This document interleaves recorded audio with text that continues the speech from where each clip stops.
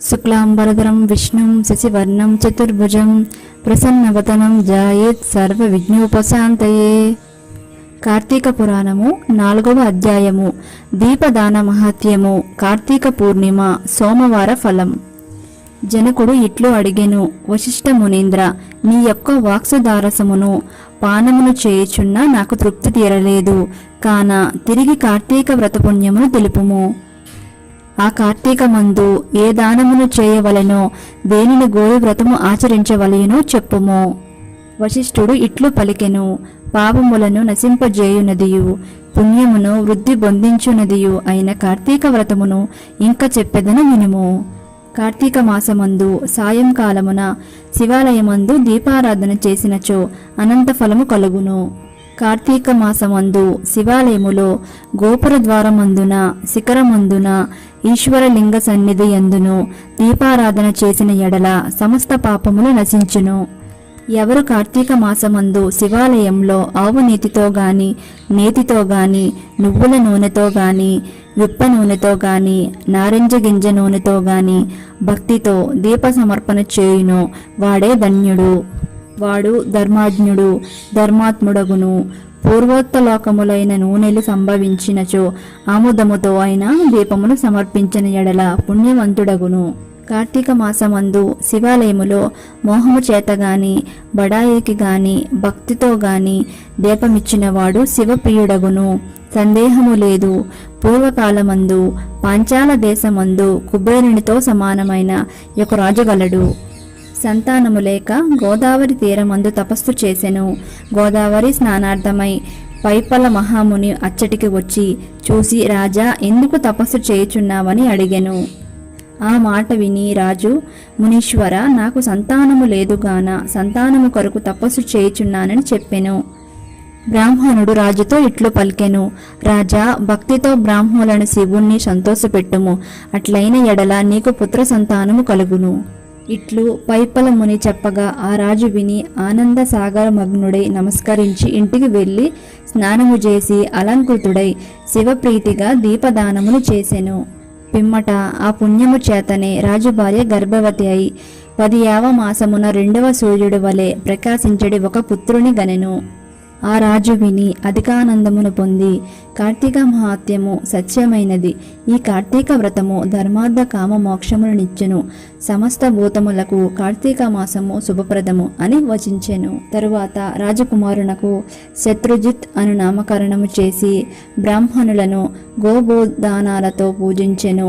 తరువాత బాలుడు క్రమంగా వృద్ధునొంది యవ్వనవంతుడై, సూర్యుడై, సుందరుడై, వేశ్యాంగలోలుడై, అంతటా తృప్తి లేక పరస్త్రీల యందు ఆసక్తి కలిగి ధనకాధికమునిచ్చిన వారిని లోబర్చుకొని సంభోగించెడివాడు. ఇది తగదు అని చెప్పిన గురువులను, బ్రాహ్మణులను ధిక్కరించి జాతిని విడిచి జాతి సంకరకారకుడైన దేవపత్రీమును నిందించుచు కఠినముగా మాట్లాడుచు నిరంతరము కత్తిని చేత ధరించి అడ్డము వచ్చిన వారిని హింసించుచు అన్యాయ మార్గవర్తనుడై ఉండెను. ఇట్లుండగా ఆ గ్రామమందొక బ్రాహ్మణోత్తముని భార్య బహు చక్కనిది, సింహము యొక్క నడుము వంటి నడుము గలది, పెద్ద కన్నులు గలది, పెద్దవైన పిరుదులను కుచములను గలది, అరటి స్తంభముల వంటి తొడలు గలది, చిలుకుల వలె సుస్వరమైన వాక్కు గలది, మన్మదో ఉద్రేకము గలదైన ఉండెను. ఆ రాజకుమారుడు అట్టి విప్ర భార్యను చూచి దాని సౌందర్యమునకు సంతోషించి దాని యందు ఆసక్తి గలవాడై ఉండెను. బ్రాహ్మణుని భార్యయు రాజకుమారునంద శక్తి గలదాయెను. తరువాత ఆ బ్రాహ్మణి భార్య అర్ధరాత్రి యందు భర్తను విడిచి రాజకుమారుని యొద్దకు పోయి అతనితో రాత్రి శేషమంతయు సంభోగించి ఉదయానికి పూర్వమే తిరిగి ఇంటికి వచ్చెను. ఈ ప్రకారముగా అనేక దినములు జరిగినవి. ఆ సంగతి బ్రాహ్మణుడు తెలుసుకొని నిందితమైన నడతగల భార్యను, దానిని మరిగిన రాజకుమారుని చంపుటకు గాను కత్తిని చేత ధరించి ఎప్పుడు చంపుటకు వీలు దొరుకునా అని కాలమును ప్రతీక్షించుచుండెను. ఇట్లు కొంతకాలము గడిచిన తరువాత ఒకప్పుడు శివాలయాన కార్తీక పూర్ణిమ సోమవారం నాడు బ్రాహ్మణి తన చీర అంచును చింపి ఒత్తిని చేసెను. రాజకుమారుడు ఆముదము తెచ్చెను. ఆ ఒత్తితో ఆ చిన్న దీపమును వెలిగించి అరుగు మీద పెట్టెను. అచ్చటే వారిద్దరూ కామశాస్త్ర ప్రకారము సంభోగమును అత్యుత్సాహముతో చేసి సుఖించిరి.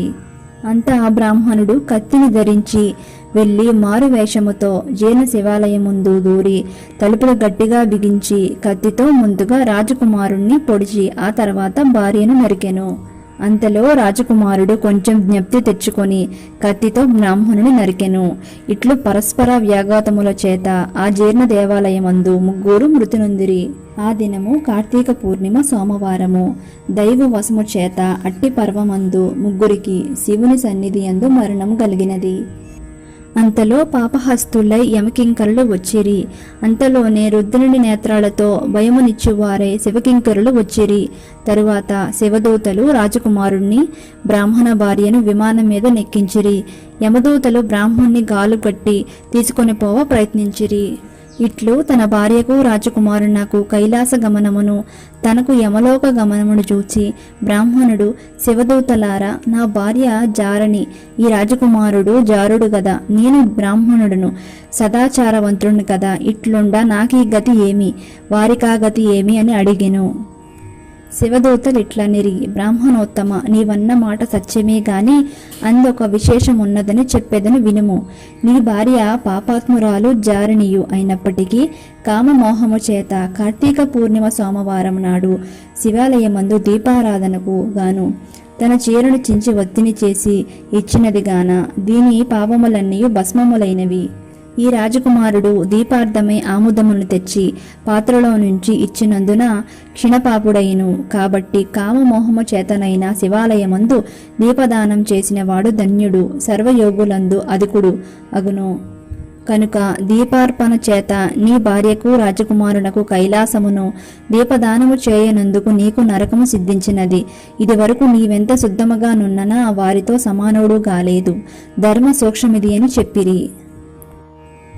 శివదూతలు ఈ ప్రకారంగా చెప్పిన మాటలు విని రాజకుమారుడు దయావంతుడై, అయ్యా, ఈ బ్రాహ్మణి భార్యతో రమించి ఈ బ్రాహ్మణి చేత శివాలయమందు హతుడైన నాకు కైలాసము, ఇతనికి నరకము గలుగుడు చాలా దుఃఖకరముగా ఉన్నది. కాబట్టి నా దీపదాన పుణ్యమును కొంత ఈ బ్రాహ్మణుకు ఇచ్చెదను. ఏకకాలమందు మృతి నొందిన మా ముగ్గురికి సమానమే గతి ఉండవలెను. ఇట్లాని ఆలోచించి తన దీపదాన పుణ్యమును బ్రాహ్మణునకు కొంత ఇచ్చెను. ఆ పుణ్యము చేత బ్రాహ్మణుడు దివ్యమైన విమానమెక్కి కైలాసమునకు పోయెను. అజ్ఞానముతో చేయబడిన యొక్క దీపదానముచే ముగ్గురు కైలాసమునకు పోయిరి. కాబట్టి తప్పక కార్తీక మాసమందు ధర్మమును చేయవలెను. అట్లు చేయని వాడు రౌరవ నరకమును పొందును. కార్తీక మాసమందు నిత్యము శివాలయమునందు గాని విష్ణు ఆలయమునందు గాని దీపమాలను సమర్పించిన ఎడల విధాన పుణ్యముతో జ్ఞానములు పొంది తద్వారా పునరావృతి రహితమగు మోక్షము నుందురు, సందేహము లేదు. కార్తీక మాసమందు హరి సన్నిధిలో స్త్రీలు గాని పురుషుడు గాని తన శక్తి కొలది దీపార్పణ చేసిన ఎడల సర్వ పాపనాశనము కలుగును. కాబట్టి నీవును శివాలయమందు కార్తీక మాసమున దీపముల పంక్తి సమర్పించుము. ఇంతటితో 4వ అధ్యాయం సమాప్తం.